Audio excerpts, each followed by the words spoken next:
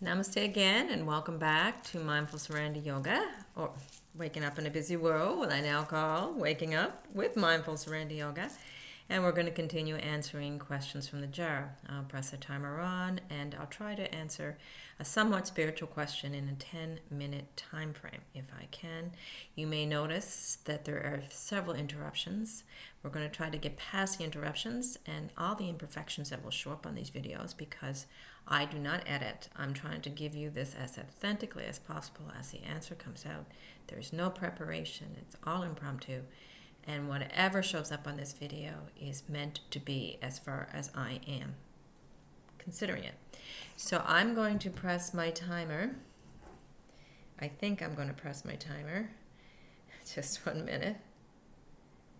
Okay, so 10 minutes. I'm going to reach in and grab a question from the jar. Okay, this might be a goodie. I got to check it first just to make sure that it's not something I did before. Okay, I'm going to take a deep breath and exhale. So the question I got is, must be on this is so funny how these questions come. Everything seems to come at the same time. So if I have a question on karma before, like I try to answer 3 questions a day. If I have one on karma, they all seem to be on karma. And there's many other questions besides questions on karma in that jar, believe me. Is karma a punishment for things we did wrong in this past life or others? Is karma a punishment for things we did wrong in this past life or others?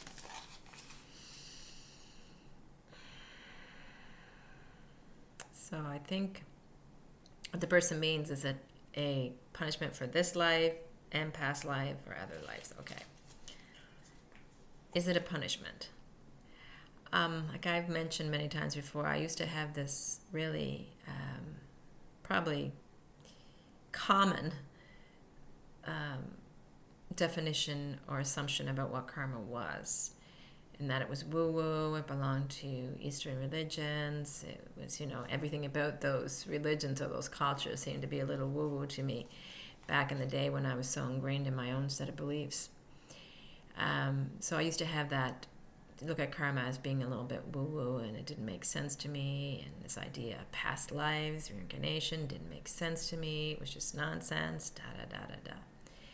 Of course, over the course of the 25 years that I've been studying yoga and practicing yoga and other traditions, I can honestly say I do not think that way anymore.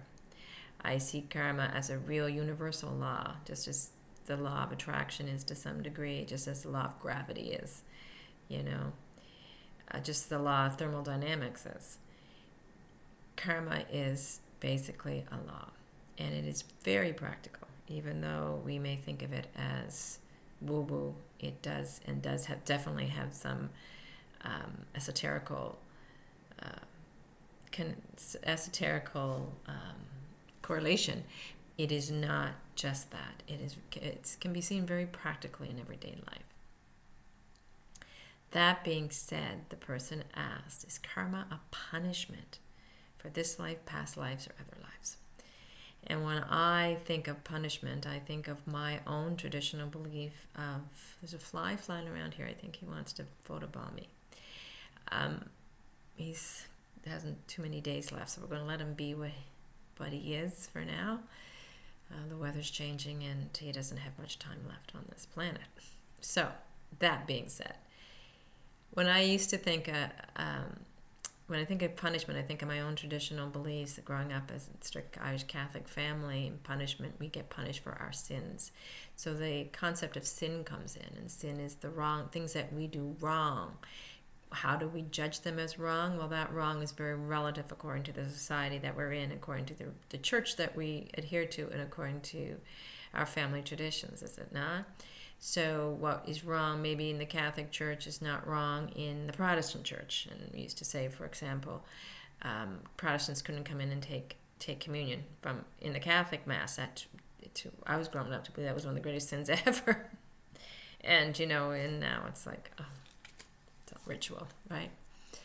But though that sense of wrong and that sense of sin is something that society decides on. It's a collective conditioning, in a sense, that brings about these ideas of sins and wrong.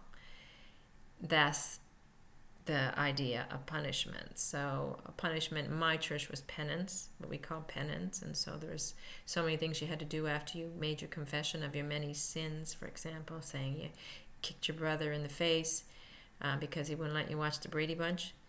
And you'd go into the priest and kneel down and tell him that. And then again, you had to go out and you had to recite 10 Hail Marys and 10 Glory be to the Fathers or something. But that was your penance. That was a punishment you paid for the thing you did wrong, so you didn't carry that sin with you through the rest of your life. Sin, the actual word for sin comes from a Hebrew term, and it actually means to miss the mark. To miss the mark. You just didn't hit the target. You were a little off. So what is our target? Our target is to be as wholesome as we can be, to reconnect to the essence of who we are, which is basically wholesome and light and all that.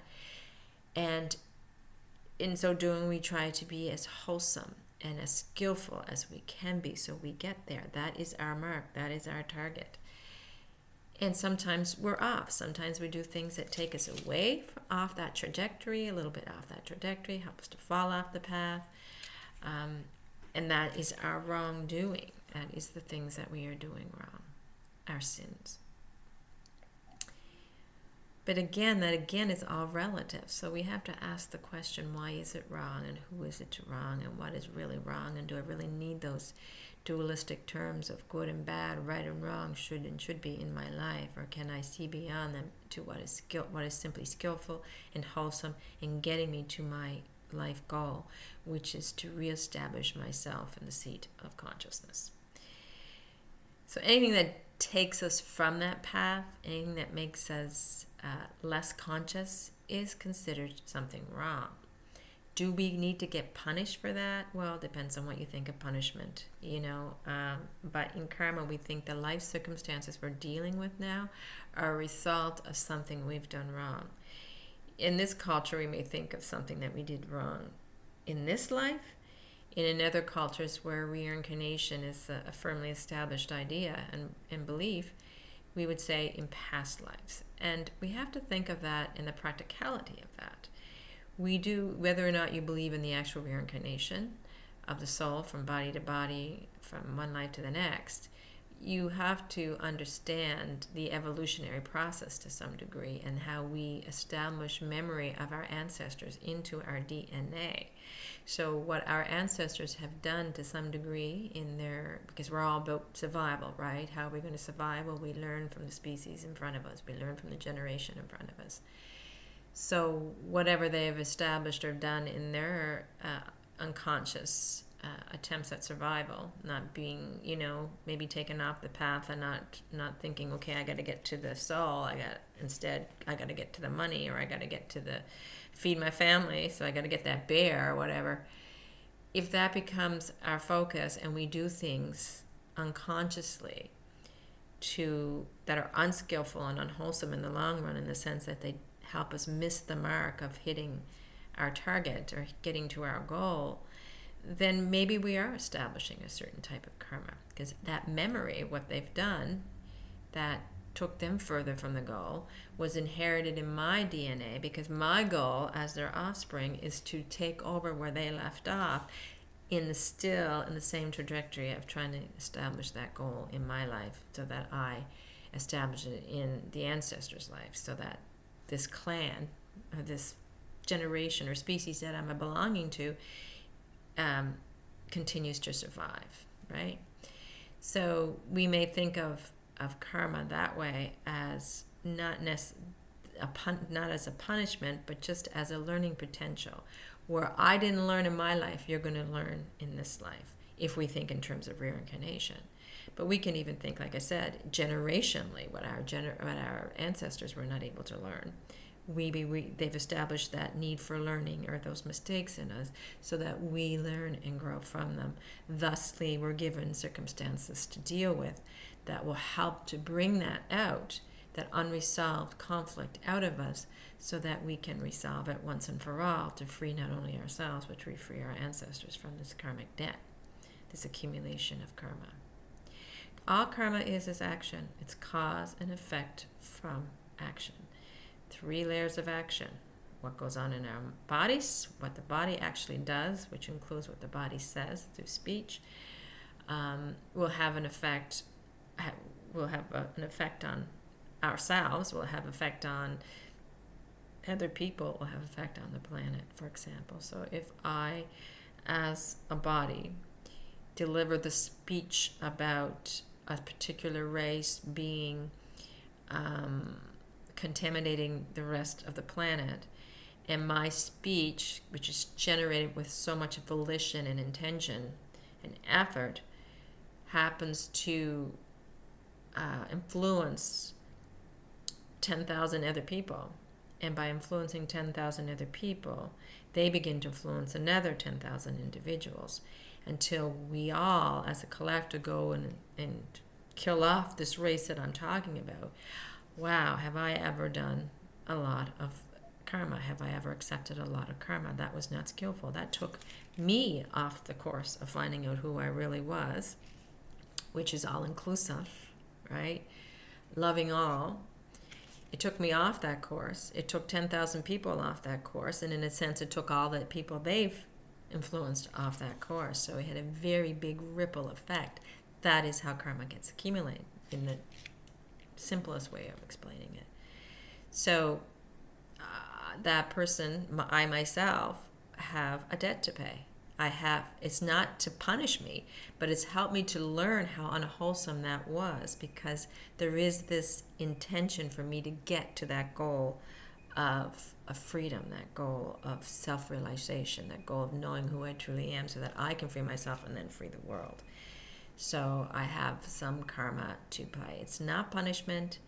It is not, so all those ancestors of Hitler, for example, if there were any, I didn't get any offspring, they would have the same fact. It would be carried on genetically through them, so that they would live that out.